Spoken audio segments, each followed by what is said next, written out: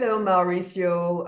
Thank you for being with us today. You're a Mercure HEC nominee for the Latin American region, and you're based in Mexico. Could you please introduce yourself, give your name, a diploma year, and area of expertise? Great. So first of all, Florence, thank you for your time. And it's a pleasure for me to be a nominee for the Mercure Awards of HEC. It brings back so many memories of an amazing time of my life. So I'm Mauricio RICAUD. I studied sustainability and social innovation in the class of 2019. My area of expertise, I'm an industrial engineer, but my area of expertise is the agro-industrial industry, meaning production of vegetables and production of food, basically, in a controlled environment that's greenhouses. That's great. Can you share with us your journey as an entrepreneur now? Of course, my journey as an entrepreneur started at HEC with most of my projects in the master's going for like agro-oriented, Everything I did in the master's was with a focus in Latin America and in the agro-industrial aspect. So it started there, and then in December of 2020, I came to Mexico for Christmas, and I read an article from the Dutch embassy saying that 60% of the greenhouses in Mexico were not operational for different aspects, meaning lack of money, lack of expertise, or lack of a market, competitive market. So I said, this is a very good niche that I could tackle on. So I said, why don't I disrupt the business that originally the greenhouse industry had in Mexico? Meaning, why would I buy a piece of land and build a greenhouse and then start operating it? So I said, let's take advantage of those operations that are already built and operate directly. So we started doing a market research, and in March of 2020, I said, we found a very good operation that we could lease. And that's when everything started. We started leasing that operation. I came back from Paris to Mexico. I left everything I had there, and I said, let's give it 100%. My dad and my brother are my co-founders.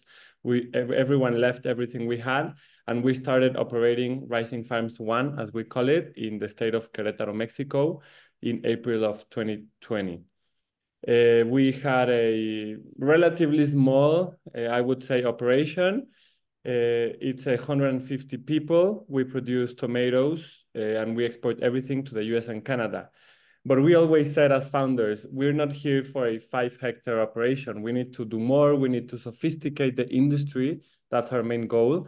So last year, we started a second operation, Rising Farms 2, 20 hectares, so 4 times our installed capacity. And we grew the team to 450 people and 400 in the operating aspect and 50 in the administration side. So my journey as an entrepreneur has been crazy for the past 4 years. I've had to really develop a lot of leadership skills. I've had to take a lot of risks, but I'm happy I took them. It's not always easy, but that's what brought me to where I am now. That's a very short executive summary, Florence. Oh, wow, it's impressive. I'm sure I'm eating your tomatoes here in New York because everything comes from Mexico, that's for sure. Yeah, but we actually serve some supermarkets in the New York area. Oh, yeah. I look for it, Rising Farms. Now that I have the name, that's great. The thing is that we don't have our brand. We do the brands for our customers. So you will see Top Line Farms, Pure Flavor, but yeah, just send me a picture and I'll tell you if it's ours or not. I'll do that from the supermarket, Mauricio, is it you? Great, that would be a pleasure. So for you, what is the most important quality to be an entrepreneur? That's a very tricky question, but if I could summarize it, I would say there's a combination of two. The first one being a proactive, meaning do things quickly, do a lot of things at the same time and react quickly, but also take risks. I think that a lot of entrepreneurs are a bit afraid to take risks, and there's no successful entrepreneur that didn't take risks. So I would combine both. Yeah, definitely. And what were your motivations to start such a journey? Or did you have a dream when you were younger, let's say? I always wanted to do something on my own, not sure what, but I wanted the independence of growing at my own pace and also of like having something big, not because of the power or because of the size of the company, but to take big decisions. I wanted to be in a position where I could decide things that sometimes in a corporation I couldn't. So one of my motivations was that, and another one was doing something in Latin America, changing something, having an impact. That's something that I learned a lot in the masters at HEC. And I think there's a lot to be done in the region.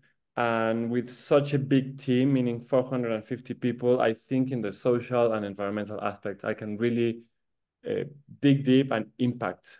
As long as maybe it's something small, but it's a very deep impact that I can have with so many families, that I impact. That's for sure. And do you have any flaws? Of course, Florence, that's the best question, I think. As we were discussing, sometimes on LinkedIn, on Instagram, social media, we seem perfect to the eyes of everyone, but I'm not. One of my main flaws, I think, I'm a freak with cleanness and with order. I just love to have everything in the perfect position. Everything is super clean. And that's something that living alone, as I am now, you don't probably realize it quickly, but sometimes you start receiving friends and getting feedback from them, and I realize it's not normal, but it's part of my character and my characteristics. Well, it's a flaw that I could like, because I think it could be a quality too. As long It as it's doesn't not take too too much much, time. Yeah, but that's one of many that I have. So Okay. Okay. Thank you so much, Mauricio, for sharing all this with us today. And once again, congratulations for being a nominee. thank you so much. It was a pleasure to talk to you. Bye-bye.